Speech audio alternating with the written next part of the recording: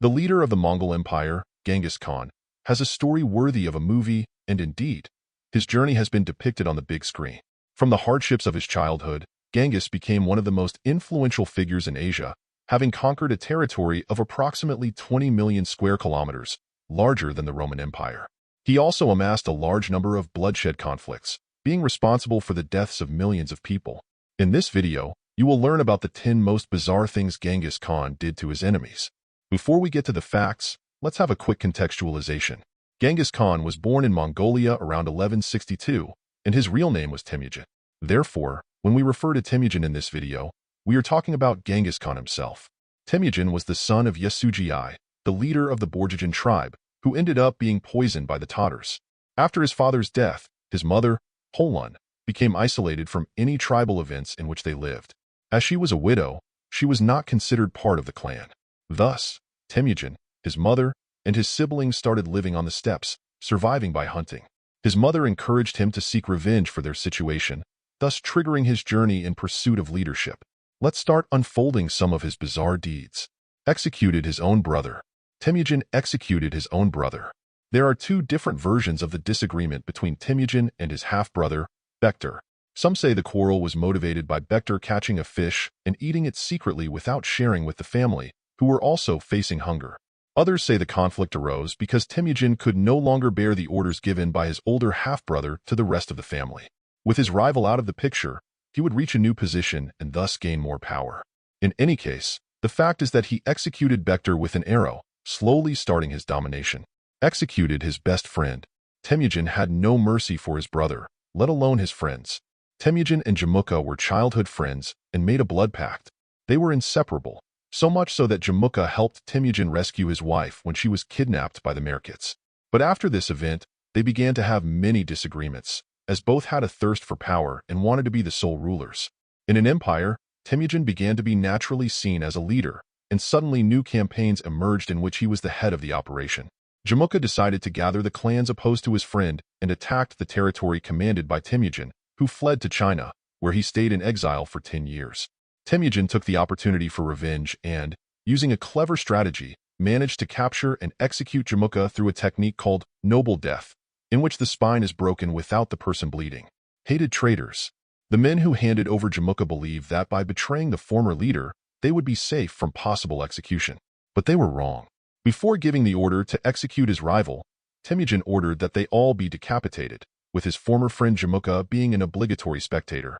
Genghis Khan used to say that one should never trust traitors. Therefore, whenever a situation like this occurred, he ordered the execution not only of the empire's noble, but also of the one responsible for betraying their former leader. Spread fake news.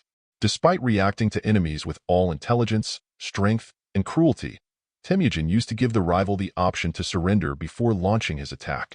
If they did not comply, he and his men would engage in a brutal battle.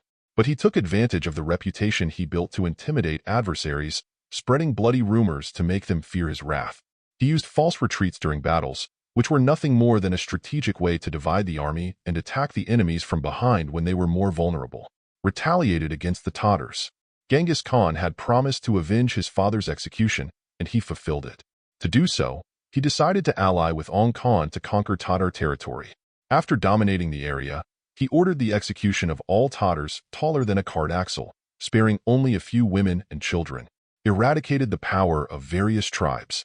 In 1206, Temujin was chosen as the leader in an assembly of leaders of the Mongol steppe tribes. It was then that he received the title of Genghis Khan, which means supreme ruler. For the first time, all the tribes of Mongolia were unified and obeyed a leader who was above all. Soldiers received part of the rewards acquired in campaigns such as food, fabrics, precious metals, and slaves.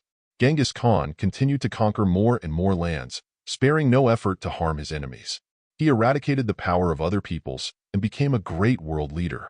Avenged his caravan. In Genghis Khan's empire, commerce played a very important role. However, in 1218, a Mongol caravan passing through Ochur, in the Khwarezm Empire, ended up causing a big mess.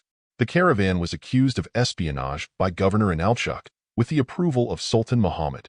The Mongols were executed, and all their goods were sold. Genghis Khan sent Mongol diplomats and a Muslim diplomat to demand punishment for Inalchuk. The Sultan preferred to retaliate, executing the Muslim and cutting the beards of the Mongols. This left Genghis Khan furious, and the Mongols besieged Otrar, leaving no one alive in that city. Used human shields. Still, as part of the revenge for the death of his caravan in Otrar, Genghis Khan decided to end the Khwarezm Empire once and for all. He decided to attack Samarkand using captured enemies as shields for his men. The leader understood that provoking terror in that territory would shake the enemy army's morale. Made heads roll. If all the panic from the enemy was not enough, in the attack on Samarkand, Genghis Khan ordered his men to catapult the heads of captured enemies over the city's walls. The Mongols also attacked other cities in the Khwarezm Empire, such as Bokhara and Urgench. Engaged in peculiar jewel mining. The campaign in the Khwarezm Empire yielded many pearls for Genghis Khan. After dominating Samarkand, it was time to dominate the city of Termiz. Genghis Khan proposed to the population to surrender, but they refused the offer. After 2 days of resistance, the city was invaded. The soldiers captured all the citizens, counting how many were there, and organized them in an open field. Each soldier received a number of people they had to execute. After killing all the people in the region, they discovered that many had swallowed pearls and jewels to try to hide them. So, Genghis Khan ordered the soldiers to examine the entrails of all the deceased in search of pearls or jewels. Conclusion. It is estimated that Genghis Khan was responsible for the deaths of about 40 million people throughout his trajectory as a leader. Under his command and that of his descendants, the Mongol tribes embarked on military campaigns that conquered lands everywhere, encompassing present-day Russia, Ukraine, Hungary, Poland, Uzbekistan, Kazakhstan, Kyrgyzstan, China, and Korea, extending to Southeast Asia, Persia, Syria, Turkey, and India, also reaching Iraq. He marked history, becoming one of the greatest rulers on the planet.